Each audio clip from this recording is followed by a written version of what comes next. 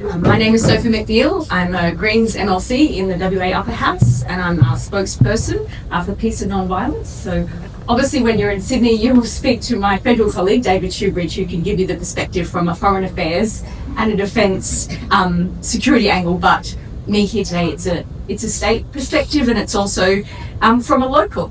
So if this terrible project goes ahead, these nuclear submarines will be based just 13 minutes from my front door.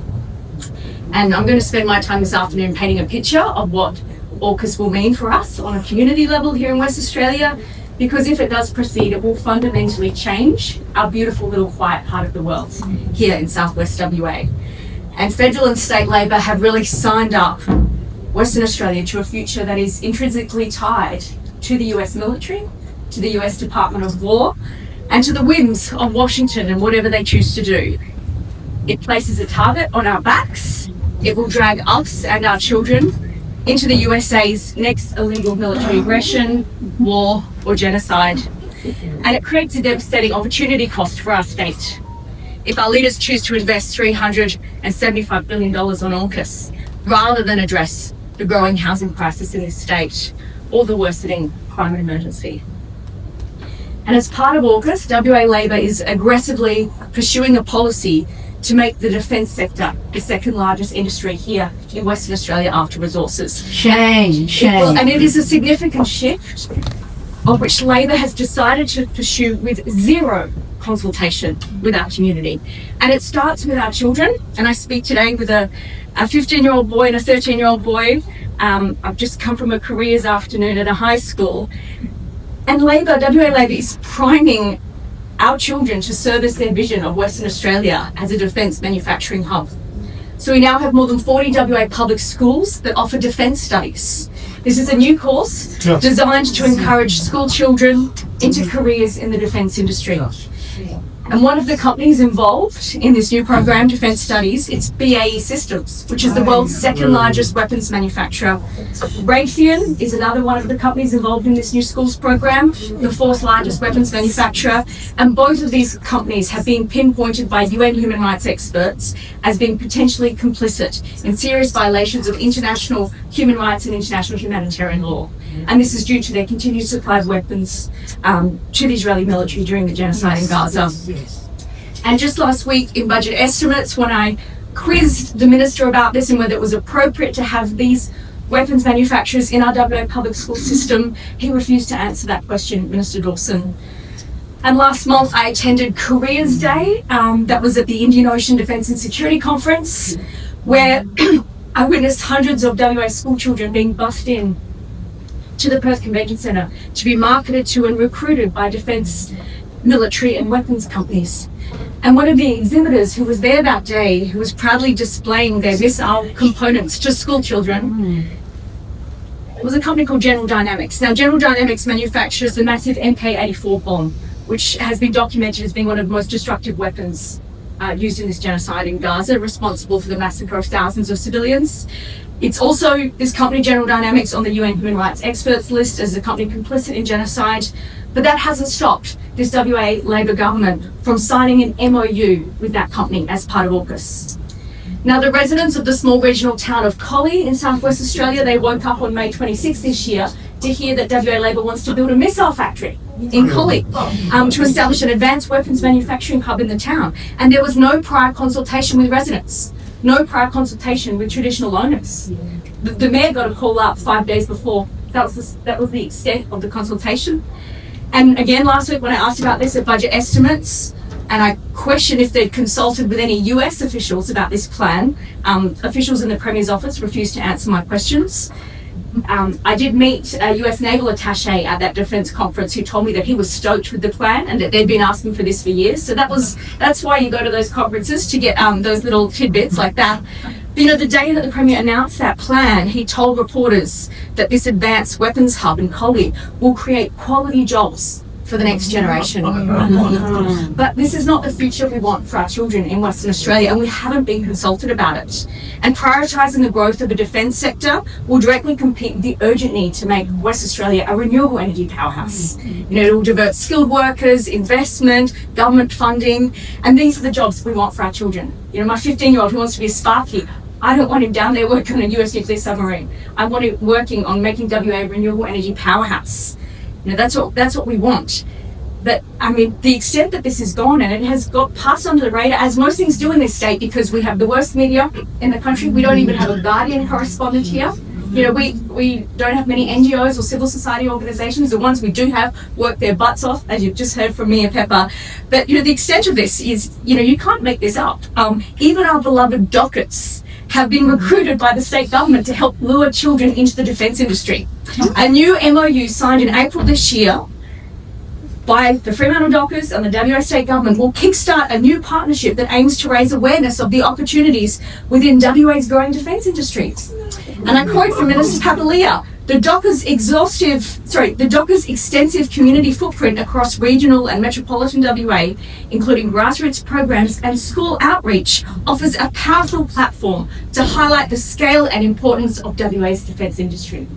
So nothing is sacred in this state, absolutely nothing. And for Woodside to find for the Fremantle Football Club to find a partner that is worse than Woodside, that's hard to achieve, but they have managed to do that with AUKUS. So AUKUS will see more than 700 US American service personnel and their families stationed here in the South Perth around Fremantle, with the first wave scheduled to begin to arrive early next year. And it will mean that our southern suburbs here around Fremantle will host the second largest US military presence after Darwin. And right now, West Australia is in the middle of the worst housing crisis that we have ever seen. So in the last 5 years, the average rent in WA has gone up by more than 60%. 60% in 5 years. The average house price in Perth has doubled. Mm-hmm. It's now more than $1 million for a house in Perth. And that's what AUKUS is going to contribute to. And right now, in Rockingham, near the Stirling Navy base, the federal government is intending to double the size of their property portfolio for AUKUS service personnel. So the Defence Housing Australia Amendment Bill, which was rammed through federal parliament last year, it will enable public funds to be used to build housing for foreign military personnel in Australia as part of AUKUS. And federal Labor has already committed more than $100 million of our money to housing US and UK troops under AUKUS in Perth. Meanwhile, on Memorial Drive and Safety Bay in Rockingham, and I know Sam referred to this earlier, I heard it on the webcast, dozens of pensioners sleep in tents on the side of the road, unable to afford a home. This housing crisis we have here in our state. And rather than be transparent about their plans for our community and what AUKUS will mean, we've had the Cook and the Albanese governments deliberately drip feed tiny bits of information to our community about what exactly AUKUS entails. And it's because they know that there is no social license of this project. It's non-existent. They're hoping the community won't add it all up until it's too late. And we've gone from, just a few more subs at Stirling, which was kind of the initial, what they were letting us know about, to then the federal government revealing last September that they've invited the US to transform Henderson into a nuclear submarine maintenance hub. I mean, that is huge. That is a big shift to what we originally promised. Clearly, that was a key US demand from their AUKUS review, to which the Albanese government dutifully obeyed. And if it proceeds, it will see our stunning Coburn Sound, which you've heard about the challenges from Mia, become one of just 5 facilities worldwide where that kind of deep cycle maintenance takes place. And the other 4 facilities, they're all in the US. And we really want that future for our Coburn Sound, the 5th US deep cycle maintenance site in the whole world, just a few kilometres from residents' homes. That's how close it is. I've measured on Google Maps about 5 k's. Now, the increased industrialisation of the Sound, as you heard from CCWA, is going to have catastrophic impacts on this delicate ecosystem. Coburn Sound is where our families go fishing, boating. It's where you catch crabs, where you catch whiting. It's the busiest boat ramp in WA. It's our playground, and it's home to some of the most stunning snorkeling in the metropolitan region. And it's the only place in the West Coast bioregion where pink snapper spawn. And right now, demersal fish in this state are very controversial. You can't catch a pink snapper. You can't catch a jewfish because the stocks are so low, because we have had an overfishing crisis in this state. And yet, we're going to allow the US military, unimpeded access to this place that will have devastating impacts to our way of life here in the south of Perth. While we also temporarily store the US nuclear waste. And I think the other thing that's really important for our community that we have seen for the last few months is that US military installations are targets. That's what the horror in Iran has showed us. They are targets. And this target is going to be sitting 5 k's from people's homes, this US nuclear maintenance deep cycle facility. And when we asked in Parliament about briefings that the state government had received about an increased risk to the Rockingham community in the wake of the state government support for AUKUS, they refused to answer, and they called us alarmist, despite what we've seen happen in the last few months in the Middle East and how clear it is that US military installations are targets. Meanwhile, WA's Jarrah forests are also under threat from AUKUS, so specifically under AUKUS Pillar 2, which seeks to integrate military trade in critical minerals for the US military. This will devastate our forests here in West Australia. This is a really key angle that also has not been getting enough airplay over on the East Coast. It's so critical. We're home to the only Jarrah forests in the world here in Western Australia, and Alcoa has been strip mining them for decades, destroying forest habitat and threatening our drinking water and pushing wildlife to the brink. And now the US Department of War wants our gallium, which is underneath our beautiful Jarrah forest. Now, gallium is a critical mineral that is a byproduct of alumina production, and it's what you use to build next generation missile defense and radar systems. And Trump has discovered that we have it, and 90% of this stuff currently China makes it, right? So they want our gallium, which is under our Jarrah forests. And last year the federal government signed a critical minerals deal with the Trump administration so that the US can lock in that supply from Western Australia, so that they don't have to rely on China.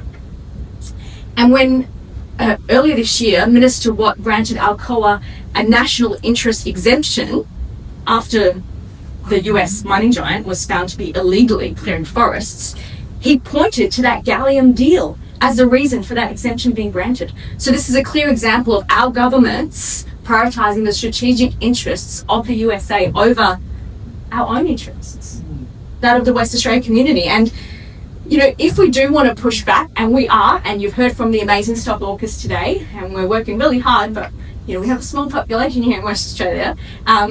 If we do want to push back against this vision that federal and state Labor has for us to become a US military outpost here in our beautiful corner of the world, and we want to organise against this, we have to be careful, because in the past year, WA Labor has introduced 3 pieces of legislation that give WA Police unprecedented new powers to restrict our right to protest.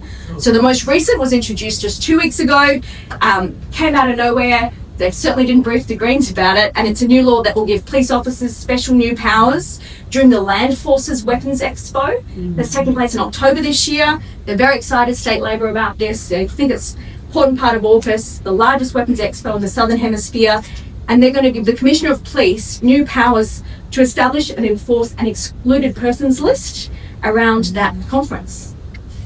And meanwhile, the Australian Federal Police have quietly created a new unit called AUKUS Command. And the internal documents obtained under Freedom of Information by former Senator Rex Patrick, they reveal that this unit specifically includes plans to surveil protests, manage dissent, and deploy force. They're probably lurking there in our Stop AUKUS signal chat somewhere, but we haven't found them.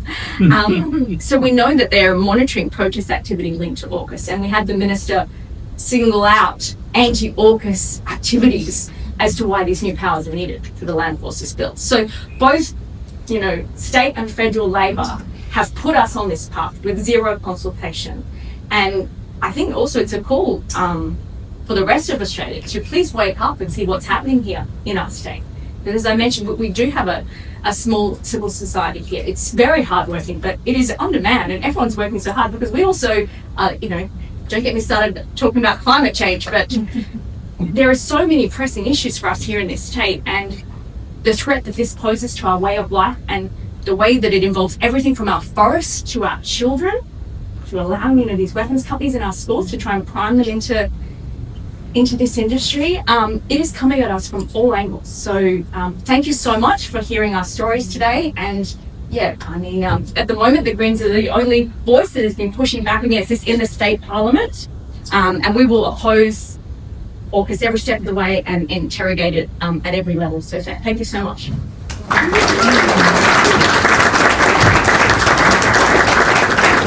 you, Sophie.